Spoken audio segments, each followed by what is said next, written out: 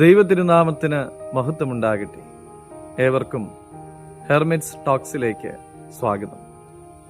ഇത് ഹെർമിറ്റ്സ് ടോക്സിന്റെ 895 ദിവസം. ഇന്നത്തെ പ്രഭാത ചിന്ത സദൃശ്യവാക്യങ്ങൾ 15 അധ്യായം 1 തിരുവചനം. മൃദുവായ ഉത്തരം കോപത്തെ ശമിപ്പിക്കുന്നു, കഠിനവാക്കോ കോപത്തെ ജ്വലിപ്പിക്കുന്നു.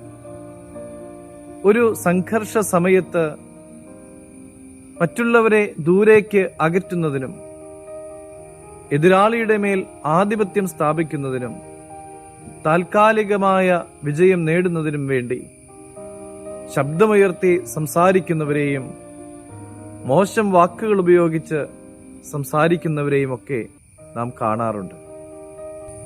അവർക്ക് മറുപടിയായി എതിരാളിയും അതേ നാണയത്തിൽ തന്നെ പെരുമാറുവാൻ തുടങ്ങിയാൽ രംഗം വഷളാകും.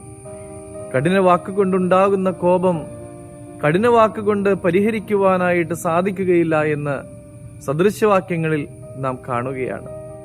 അതിന് മൃദുവായ ഉത്തരം തന്നെ വേണം. എന്തിനു വേണ്ടിയിട്ടാണ് മൃദുവായ ഉത്തരം നാം നൽകേണ്ടത്?